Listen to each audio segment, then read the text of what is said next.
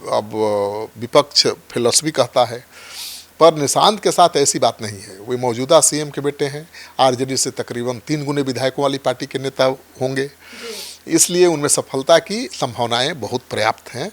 अब ये देखना दिलचस्प होगा कि निशांत विरासती बेटों की तरह राजनीति में मुकाम बनाते हैं या असफल साबित होते हैं। तो उनके सामने तो हैं उदाहरण के रूप में नवीन पटनायक, अखिलेश यादव, उनको अपना प्रेरणा का स्रोत मान के उनके रास्ते पर बढ़ते हैं, अपनी अलग पहचान बनाते हैं, या फिर पिता की तरह ही वो राजनीति करते हैं। देखना दिलचस्प होगा। राहुल तेजस्वी तो नाकाम रहे, क्या निशांत दिखा पाएंगे अपना जलवा? नमस्कार, आप देख रहे हैं सिटी पोस्ट लाइव। मैं हूं सृष्टि राज। नीतीश कुमार के बेटे निशांत कुमार मजबूरी में राजनीति में आए हैं। ओडिशा के पूर्व सीएम नवीन पटनायक ने भी बेमन से पिता बेजू पटनायक की राजनीति विरासत संभाली थी। अब राजनीतिक विरासत तेजस्वी यादव और राहुल गांधी को भी मिली है, लेकिन दोनों अब तक कोई करिश्मा नहीं कर पाए हैं। नवीन पटनायक को भी निशांत की तरह ही उनके पिता ने राजनीति से दूर ही रखा था। उनके निधन के बाद परिवार के करीबियों की सलाह पर नवीन पटनायक ने बेमन से अपना पिता की जो विरासत थी उसको संभाली थी। अब नवीन ने जब कमान संभाली तो कमाल कर दिया। अब निशांत को तो समृद्धि विरासत नीतीश कुमार ने सौंप ही दी है। अब वे क्या करने वाले हैं और उनसे क्या कुछ उम्मीद है, इसके ऊपर विस्तार से बातचीत करने के लिए हमारे साथ मौजूद हैं chief editor Shrikant Pratyush sir. Sir, Rahul Tejashwi तो नाकाम रहे, क्या निशांत अपना जलवा दिखा पाएंगे? देखिए, आपने बता ही दिया कि किसको किसको पिता की विरासत मिली और क्या हश्र रहा। बिहार के सीएम नीतीश कुमार के बेटे निशांत कुमार का राजनीति में प्रवेश समृद्ध सियासी विरासत के साथ शुरू हुआ है। पार्टी बहुत मजबूत स्थिति में है, मुख्यमंत्री की कुर्सी पर नीतीश कुमार, और ऐसे में निशांत की एंट्री हुई है। ऐसी ही विरासत आरजेडी प्रमुख लालू प्रसाद यादव ने अपने बेटे तेजस्वी यादव को भी सौंपी थी। उत्तर प्रदेश के सीएम रहे समाजवादी पार्टी के प्रमुख मुलायम सिंह यादव ने भी अपने बेटे अखिलेश यादव को अपनी विरासत सौंपी थी। उड़ीसा के सीएम रहे बिजू पटनायक के निधन के बाद नवीन पटनायक को राजनीति में आना पड़ा था, नहीं चाहते हुए भी। नवीन पटनायक के पिता ने दूसरे नेताओं की तरह राजनीतिक विरासत जीते जी उन्हें नहीं सौंपी थी। नीतीश कुमार से भी वैसे ही उम्मीद थी, लेकिन पार्टी के दबाव में उन्होंने अपने बेटे को विरासत सौंप दी है। तो नवीन पटनायक के निधन के बाद उनके बेटे आए थे राजनीति में। राहुल गांधी के परिवार में तो राजनीतिक विरासत की परंपरा रही है। हाँ, उनकी सांसद माँ सोनिया गांधी ने राजीव गांधी के निधन के बाद सियासत संभाली। अब राहुल गांधी संभाल रहे हैं। यानी अब तक जिन पेरेंट्स ने बेटों को विरासत सौंपी है उनमें अखिलेश, नवीन को छोड़कर किसी ने कामयाबी हासिल नहीं की है। तो नवीन पटनायक ने तो एक नई कथा लिख दी।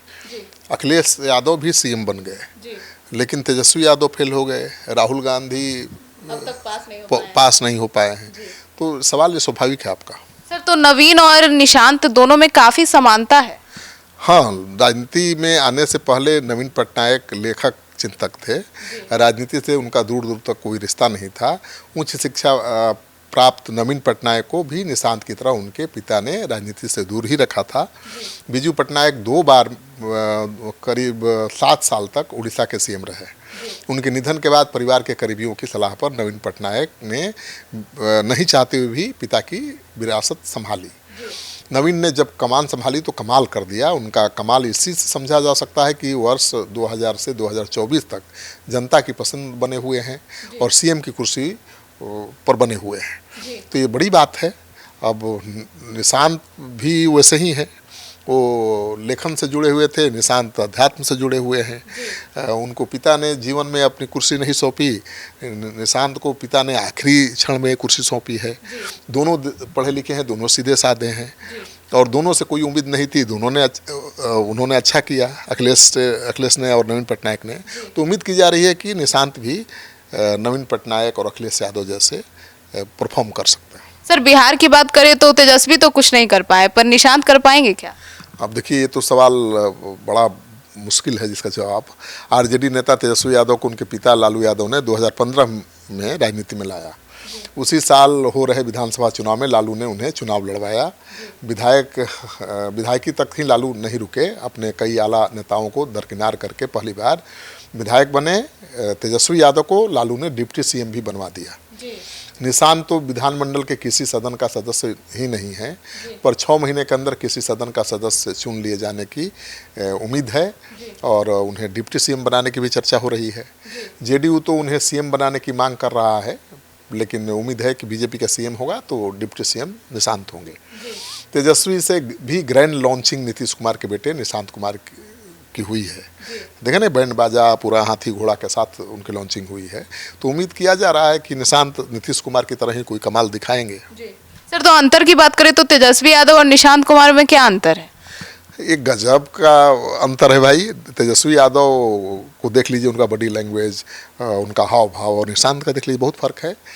और तेजस्वी यादव बहुत एग्रेसिव लगते हैं, आक्रामक लगते हैं। निशांत बहुत शांत और मृदुल लगते हैं। एक गजब का संयोग भी ये है कि तेजस्वी और निशांत कुमार की उम्र में 12 वर्ष का फर्क है। पर तेजस्वी छोटे होकर भी पहले लॉन्च हो गए और निशांत बड़े होने के बावजूद भी अभी राजनीति में आए हैं। तेजस्वी का जन्म 9 नवंबर 89 को हुआ था, यानी अभी वो 36 साल 5 महीने के हुए हैं। नीतीश कुमार के इकलौते बेटे निशांत का जन्म 20 जुलाई 1975 को हुआ था। लगभग वो मेरे उम्र के हैं। अभी उनकी उम्र 50 वर्ष है।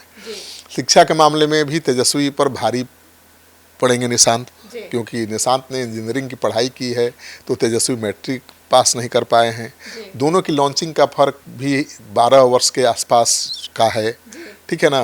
तो निशांत कम बोलते हैं तो तेजस्वी बोलने की बदौलत ही विधानसभा में अपने 25 विधायकों के बुत्ते नेता प्रतिपक्ष बने हुए हैं। तो दोनों में ये सब फर्क हैं, लेकिन अब असली परीक्षा तो मैदान में होगी। सर, तो निशांत कुमार का मजबूत पक्ष क्या है?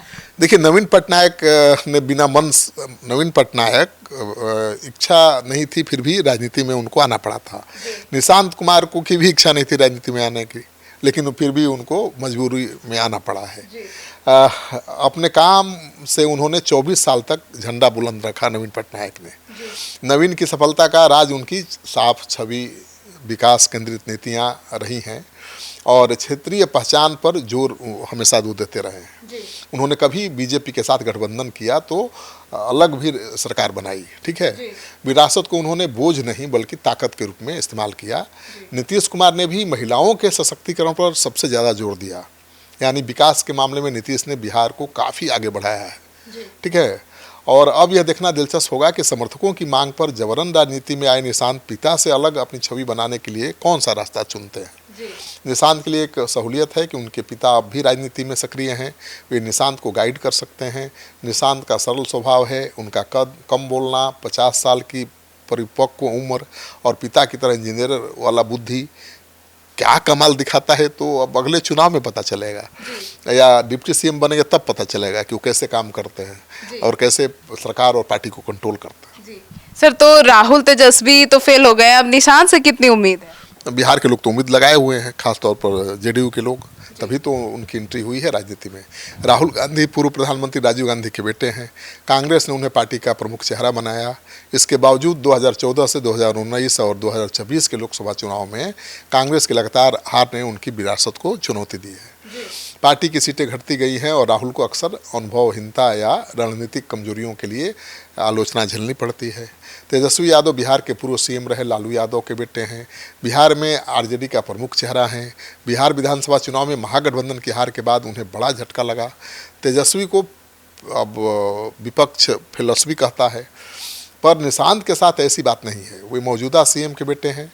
आरजेडी से तकरीबन 3 गुने विधायकों वाली पार्टी के नेता होंगे, इसलिए उनमें सफलता की संभावनाएं बहुत पर्याप्त हैं। अब ये देखना दिलचस्प होगा कि निशांत विरासती बेटों की तरह राजनीति में मुकाम बनाते हैं या असफल साबित होते हैं। तो उनके सामने तो हैं उदाहरण के रूप में नवीन पटनायक, अखिलेश यादव, उनको अपना प्रेरणा का स्रोत मान के उनके रास्ते पर बढ़ते हैं, अपनी अलग पहचान बनाते हैं, या फिर पिता की तरह ही वो राजनीति करते हैं। देखना दिलचस्प होगा। तो सुना आपने, तो अब देखना होगा कि आखिर निशांत कुमार की राजनीति कैसी होती है। आपकी क्या राय है, कमेंट सेक्शन में जरूर बताइएगा। धन्यवाद।